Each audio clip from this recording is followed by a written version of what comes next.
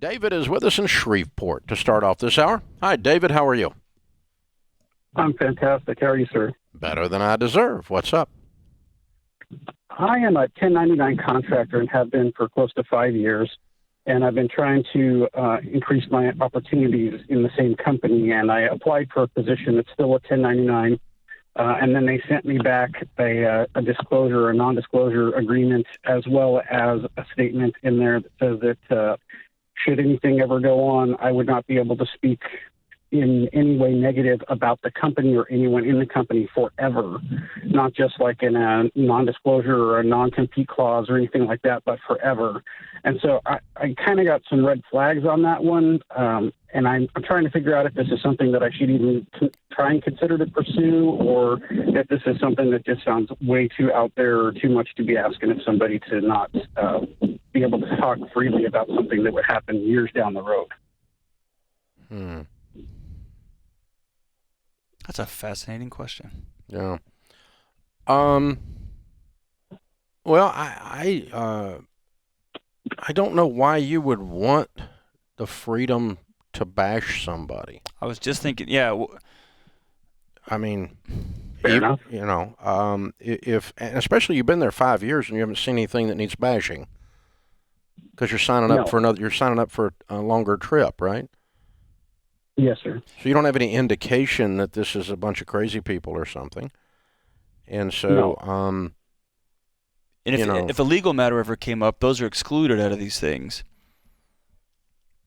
Not a legal matter, a criminal matter. It's yeah. Yeah, a legal matter would not be excluded, but a criminal, if someone is involved in, I don't know, some kind of, I'm trying to think, drug use or something. Stealing money or something. Or extortion. Yeah, that's, criminal is separate from civil, and NDA cannot cover criminal. John's right. So I don't know if I'm just trying to put my feet in your moccasins and walking through it for a minute. Here's the thing. I don't, I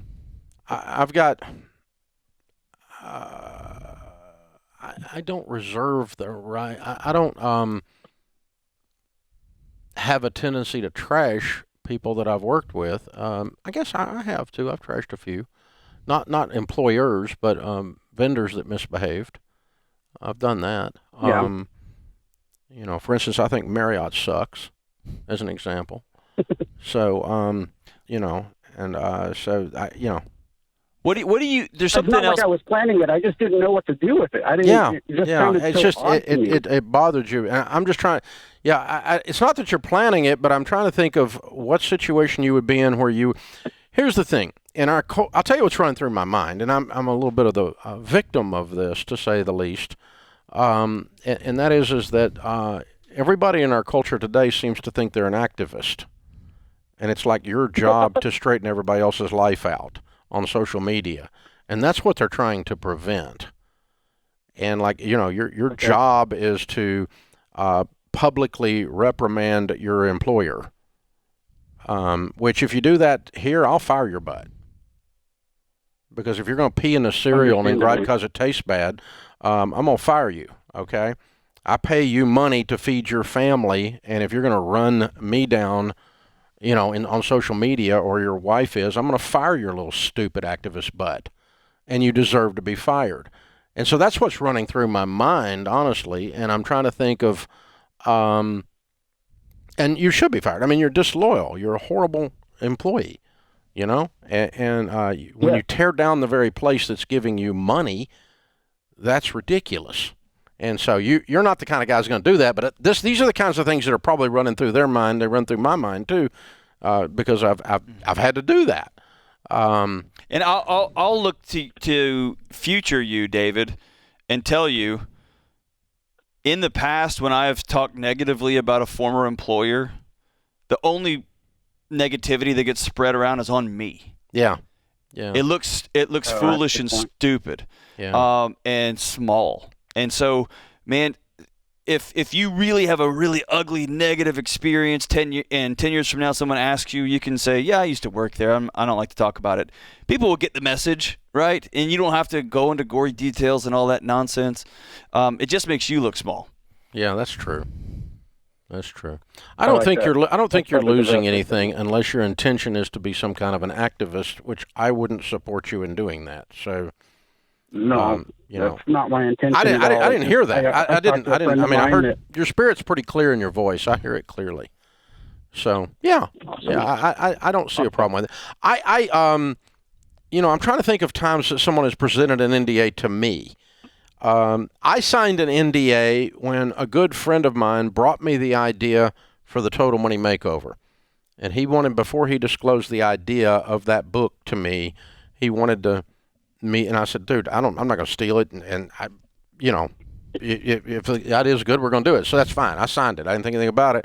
And obviously it's turned out, I've sold 9 million copies of that book. So it turned out to be a good NDA, a good idea. And I protected him on the idea. He made a lot of money. We made a lot of money. Everybody's got a lot of help. So that's when I did sign one. And I've signed them when I've left.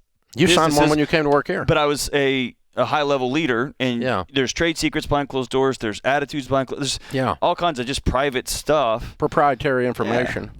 Yeah, and that kind of stuff. But I'm trying to think when I have – I'll tell you when I've been unwilling to sign an NDA is if somebody that just calls and asks for a meeting here and they have – and I've never heard of them and I don't know them and they've got this idea that they want to bring us and I just go, I don't really want to know about your idea because ideas are a dime a dozen. People who can pull them off are zero.